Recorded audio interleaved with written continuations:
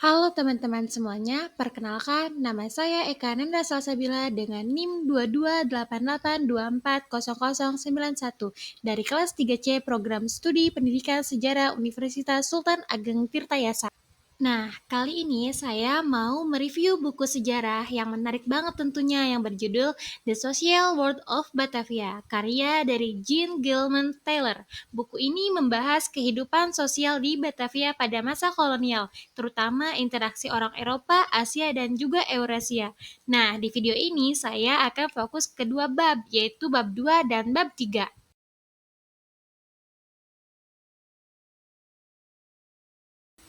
Di bab 2 yang berjudul Growth of Settlement Society, kita diajak melihat bagaimana Batavia mulai tumbuh sebagai sebuah masyarakat. VOC memang menguasai perdagangan dengan sistem monopoli, tapi gaji pegawainya kecil banget. Jadi banyak dari mereka akhirnya melakukan penyelundupan untuk bisa hidup lebih layak. Yang menarik, makin lama jabatan tinggi nggak lagi cuma dipegang orang Belanda yang baru datang dari Eropa, tapi juga oleh mereka yang sudah lama tinggal di Asia. Artinya, elit lokal mulai mempunyai pengaruh besar. Hal ini yang penting adalah perkawinan campuran, karena perempuan Eropa jumlahnya sedikit. Banyak pria Belanda menikah dengan perempuan Asia. Dari sini lahir kelompok Eurasia dan Kreol.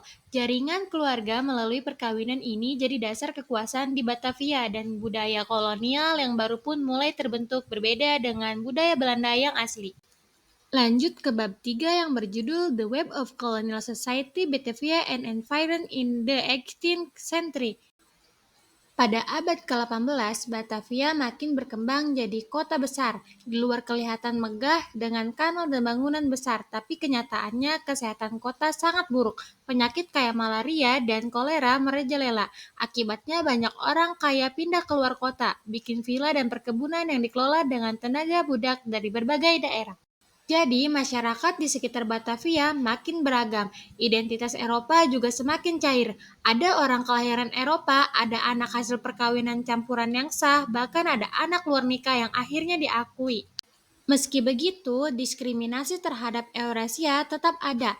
Elit Batavia sendiri makin kuat lewat perkawinan strategis antar keluarga, jadi lingkaran kekuasaan mereka sangat tertutup. Dari situ lahir budaya kolonial khas yang dikenal dengan budaya Indis, perpaduan gaya hidup Eropa dan Asia, dengan bahasa Portugis dan Melayu jadi bahasa sehari-hari.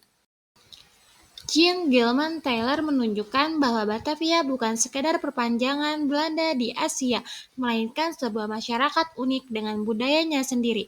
Kalau menurut saya pribadi, kelebihan buku ini ada pada cara Jean Gilman Taylor menyoroti peran perempuan di Asia dan kelompok Eurasia yang biasanya jarang dibahas dalam sejarah kolonial. Cuman, memang karena fokusnya ke kalangan elit, kita jadi kurang dapat gambaran detail tentang kehidupan rakyat kecil. Yang paling menarik buat saya adalah bagaimana perkawinan campuran itu ternyata sangat berperan dalam membentuk identitas baru, yang bahkan pengaruhnya masih bisa kita lihat sampai sekarang dalam budaya di Indonesia. Jadi sejarah kolonial itu bukan cuma soal perdagangan dan penjajahan, tapi juga soal pertemuan antar manusia yang menciptakan komunitas baru dan identitas yang kompleks. Nah, itu tadi review dan ulasan singkat dari bab 2 dan bab 3 dari buku The Social World of Batavia. Semoga bermanfaat dan mungkin bisa jadi inspirasi buat teman-teman yang ingin memahami sejarah sosial Indonesia dari sisi yang berbeda. Terima kasih yang sudah menonton. Sampai jumpa di video berikutnya.